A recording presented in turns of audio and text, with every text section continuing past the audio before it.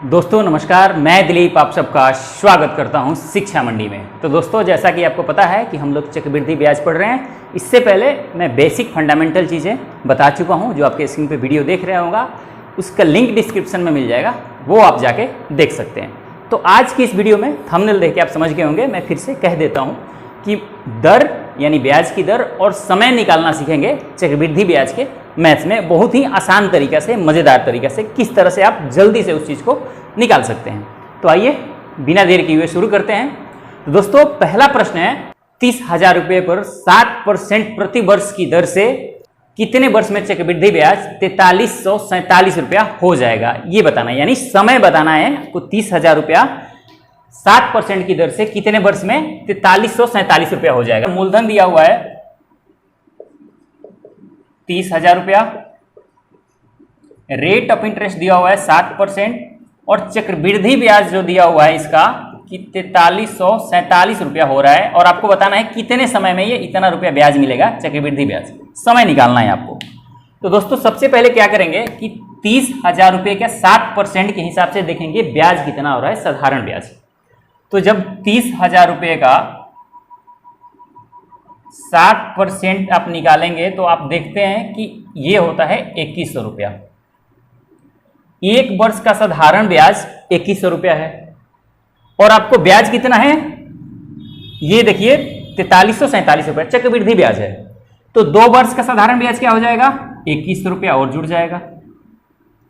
तो ये 2 वर्ष का साधारण ब्याज आ गया 4200 रुपया। अब ध्यान रखिए कि आपके समय कितना दिया हुआ है, 2 वर्ष, 2.5 वर्ष ऑप्शन में दिया हुआ है और 3 वर्ष दिया हुआ है। तो जब आप 3 वर्ष का साधारण ब्याज निकालेंगे तो 2100 रुपया और जुड़ जाएगा, क्योंकि साधारण ब्याज में हर वर्ष का ब्याज सेम होता है। एक वर्ष का 2100 रुपया, दूसरे वर्ष भी 2100 रुपया, तीसरे वर्ष भी 2100 रुपया। तो इस तरह से देखते हैं कि 2 वर्ष का हो गया 4200 रुपया, और 3 वर्ष का निकालेंगे तो ये टोटल हो जाएगा 6300 रुपया। तो ये ध्यान रखते हैं कि ये 6300 रुपया ये 4347 से तो ज़्यादा है। तो 3 वर्ष का मामला तो है ही नहीं, क्योंकि ये साधारण ब्याज में ही ज़्यादा हो जा रहा है, तो चक्रवृद्धि ब्याज में तो ज़्यादा होना ही है। अब बात आती है कि एक ऑप्शन और दिया हुआ है 2.5 वर्ष। तो 2.5 वर्ष जब करेंगे साधारण ब्याज के हिसाब से यहाँ पे, तो 2 वर्ष का तो ये हो गया 21 4200, और जब आधे वर्ष का निकालेंगे साधारण ब्याज तो और आधा हो जाएगा। तो 2100 का आधा होता है 1050, तो ये हो जाएगा 5350। तो आप देखते हैं कि ये 2.5 वर्ष का ब्याज भी, साधारण ब्याज भी इससे ज्यादा हो रहा है। किससे? 4347 रुपया से। तो ये अब आपको ध्यान रखना है, जब ये 2.5 वर्ष का साधारण ब्याज भी ज्यादा हो रहा है तो अब ऑप्शन क्या बचता है, सिर्फ 2 वर्ष। जो 2.5 वर्ष से कम है वो कौन सा है, 2 वर्ष है। तो इसका आंसर क्या हो जाएगा, 2 आंसर। इस तरह से प्रश्न को करते हैं। सबसे पहले क्या करना है कि 30,000 का 7% के हिसाब से साधारण ब्याज हमने निकाल लिया, 2100 रुपया आया।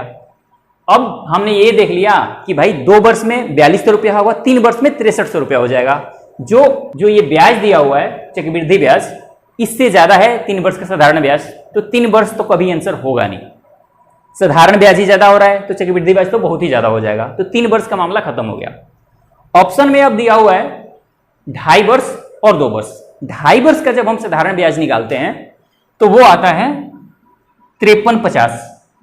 तो ये भी 4347 जो ब्याज दिया हुआ है, इससे साधारण ब्याज ही ये ज्यादा हो जा रहा है। तो 2.5 वर्ष भी आंसर नहीं हो सकता। तो बचा क्या ऑप्शन में, 2 वर्ष। तो 2 वर्ष आंसर हो जाएगा, क्योंकि 2 वर्ष से नीचे का कोई ब्याज नहीं दिया हुआ है, और 2 वर्ष का नीचे के दिया होता तो 1 वर्ष दिया होता, तो 1 वर्ष का तो साधारण ब्याज और चक्रवृद्धि ब्याज सेम होता है, तो 2100 रुपये दिया होता। और ये 2 वर्ष का देख रहे हैं कि 4200 रुपये है साधारण ब्याज, तो इसका फिर से 7% निकालेंगे 2100 रुपये का, तो ये 4347 रुपया इसमें जोड़ेंगे तो आ जाएगा। इसलिए 2 वर्ष इसका आंसर है। ठीक है, तो इस तरह से प्रश्न को आपको साधारण ब्याज निकाल के अंदाजा लगा के कर लेना है। बहुत ही आसान तरीका से पहले ही चीजें एलिमिनेट हो जाती हैं, ऑप्शन कुछ एलिमिनेट हो जाते हैं, और उसके बाद आप आसानी से इसको फाइंड कर लेते हैं। आइए इस तरह के एक और प्रश्न को करते हैं। दोस्तों प्रश्न है कि कितने वर्ष में 2000 रुपया 10% वार्षिक चक्रवृद्धि ब्याज की दर से 2420 रुपया हो जाएगा। इसमें भी समय आपको निकालना है। इसमें दिया हुआ है क्या, इसमें दिया हुआ है आपको मूलधन 2000 रुपया, अमाउंट यानी मिश्रधन दिया हुआ है आपको 2420 रुपया, रेट ऑफ इंटरेस्ट दिया हुआ है 10%। निकालना है आपको कि कितने समय में ये इतना रुपया हो जाएगा, 2000 रुपया। यानी अगर आप 2000 रुपये किसी को उधार देते हैं तो वो कितने समय में 10% चक्रवृद्धि ब्याज के हिसाब से 2420 रुपया आपको लौटाएगा। तो एक चीज ध्यान रखिए, इसमें ब्याज कितना मिल रहा है, तो आप 2420 में से आप निकालेंगे 2000 घटाएंगे तो आप देखते हैं कि 420 रुपये का इसमें ब्याज है। क्या है, ब्याज है।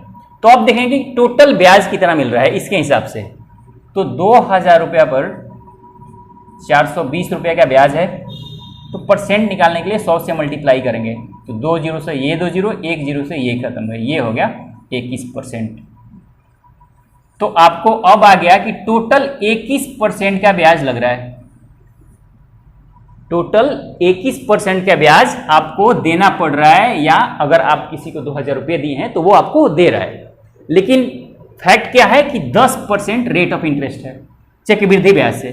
तो आपको एक चीज याद रखना होगा कि 10% का चक्रवृद्धि ब्याज 2 वर्ष में जब लेते हैं तो वो 21% बन जाता है। एक चीज आप ध्यान रखिए, थोड़ा सा अगर याद नहीं है तो, कि 10% के चक्रवृद्धि ब्याज की जब बात करें ना 2 वर्ष का, तो 10% के हिसाब से 2 वर्ष का चक्रवृद्धि ब्याज हो जाता है 21%, और 3 वर्ष की अगर बात करते हैं तो ये हो जाता है 33.1%। क्लियर है। अगर 5% के हिसाब से बात करें तो 5% का 2 वर्ष में चक्रवृद्धि ब्याज जो होता है वो होता है 10.25%, और 3 वर्ष की बात करते हैं तो वो होता है 15.7525। क्लियर है, ये इतना परसेंट होता है। और 20% अगर आप याद कर सकें तो 20% का अगर 2 वर्ष का चक्रवृद्धि ब्याज देखें तो ये होता है 44%, और 3 वर्ष का जहां तक मुझे उम्मीद है ये होता है 72.8%। तो ये चीजें आपको ध्यान रखना होता है थोड़ा सा, ताकि आपको आसानी हो जाए क्वेश्चन को करने में। तो मैंने क्या किया था, अब ये कहां से निकलता है, कैसे आता है, इसको मैं इससे पीछे वाले वीडियो में बता रखा हूं। तो अगर आपको कोई दिक्कत है तो बेसिक फंडामेंटल आप समझना चाहते हैं तो वो वीडियो का लिंक डिस्क्रिप्शन में मिल जाएगा, उसको आप जाके देख सकते हैं।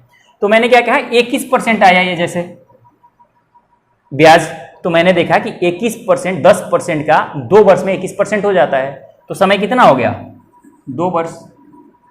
ये हो गया आपका आंसर। क्लियर है। तो इसका मतलब है कि 10% के हिसाब से 2 वर्ष में वो 21% का ब्याज चक्रवृद्धि ब्याज के हिसाब से दे रहा है। इसका मतलब समय जो दिया हुआ है वो 2 वर्ष का समय है। इस तरह से आप समझ सकते हैं। ये चीजें आप ध्यान रखिए, कम से कम 5%, 10%, 20%, ये तीनों याद होना ही चाहिए। हमें लगता है कि अगर आप थोड़ा सा एक्टिव और ज़्यादा सीरियस कैंडिडेट बनना चाहते हैं और हैं तो ये आपको पता होना चाहिए कि 10% का जब रेट ऑफ इंटरेस्ट हो तो वो 2 वर्ष में चक्रवृद्धि ब्याज उसका 21% निकाल लीजिए, और 3 वर्ष में पूछ रहा है तो 33.1% निकाल लीजिए। और इसके बाद अंतर का बात हो तो हर वर्ष में क्या होता है, साधारण ब्याज सेम होता है, तो 2 वर्ष का हो जाता है 20%, 3 वर्ष का 30%। यहाँ से आप अंतर भी निकाल सकते हैं। आइए अब कुछ और नए मैथ्स की ओर चलते हैं।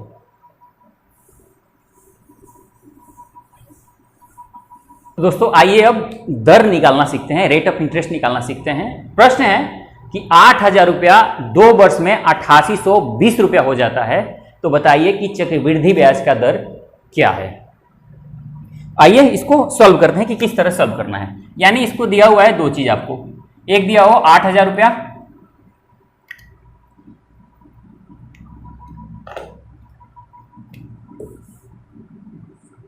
आपको दिया हुआ है 8000 रुपया मूलधन है, और इसके बाद दिया हुआ है 8820 रुपया हो जाता है ये 2 वर्ष में। तो आपको बताना है कि रेट ऑफ इंटरेस्ट क्या है, ये आपको बताना है। तो देखिए दोस्तों, जब कभी भी इस तरह के मैथ्स पूछे जाए ना तो आपको क्या करना है, अंडर रूट में दोनों को ले लेना है। 8000 को भी ले लें और रेशियो में ले लें 8820 को भी। अगर कटता है तो काट दीजिए, 0 से 0 खत्म हो गया, 2 से काटेंगे तो ये आ गया 400, इसको 2 से काटेंगे तो ये आ गया 441, यानी आ गया 400 और ये आ गया 441। तो अब इसका जब निकालेंगे इसका वर्गमूल रूट तो ये हो जाएगा 20 और ये हो गया 21। ये क्या होता है, ये है मूलधन। 8000 को हमने निकाला है तो ये मूलधन है और ये है अमाउंट। तो यहां से आगे आपका मूलधन और मिश्रधन का रेशियो। अब आपको क्या करना है कि 20 रुपया पर कितने रुपया ब्याज है? 1 रुपया। 20 रुपये पर 1 रुपया क्या ब्याज है?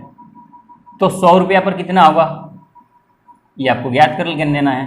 तो 0 से 0, 2 से करेंगे 5, यानी 5% इसका आंसर हो गया। तो इस तरह से आपको इस तरह के प्रश्न को करना है। मूलधन और मिश्रधन का अंडर रूट ले लेना है, वहां से जो रेशियो आएगा वहां से देखेंगे कि ये 21 रुपया जो आ रहा है ये मिश्रधन है, ये मूलधन है। तो मूलधन 20 रुपया, तो ब्याज कितना बन रहा है इस पे?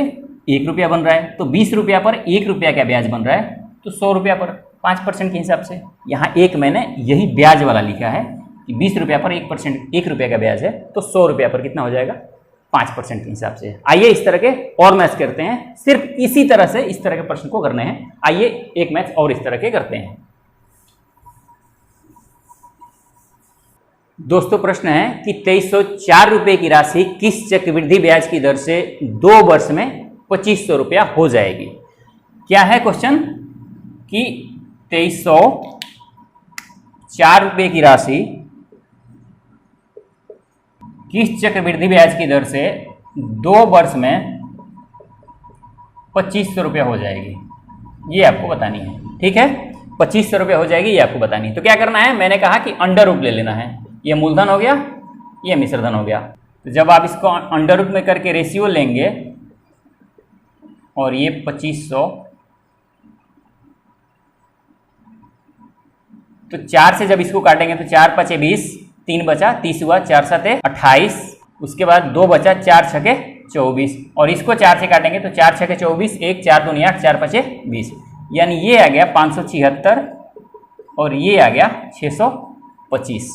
तो जब इसका वर्गमूल निकालते हैं तो ये होता है 24 और ये होता है 25 का वर्गमूल। तो यहां से आ गया आपका मूलधन और मिश्रधन का रेशियो। तो मिश्रधन जब इतना है, मूलधन ये है, तो यानी ब्याज कितना मिल रहा है? 1 रुपया, क्योंकि 25 में से 24 मूलधन घटा देंगे तो 1 रुपये का ब्याज है।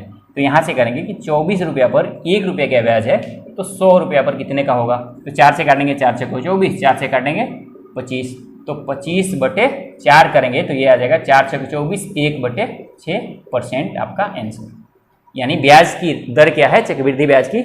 4 × 1/6% मिक्स फ्रैक्शन में इसका रेट ऑफ इंटरेस्ट है।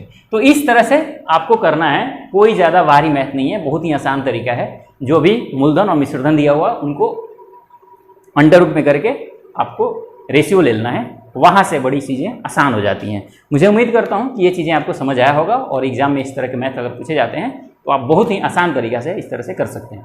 अगर ये वीडियो पसंद आया है तो इस तरह के प्रयास लगातार इस चैनल पर होते रहते हैं। इस चैनल को आप सब्सक्राइब कर लीजिए, जो बगल में घंटा है उसको भी बजा लीजिए।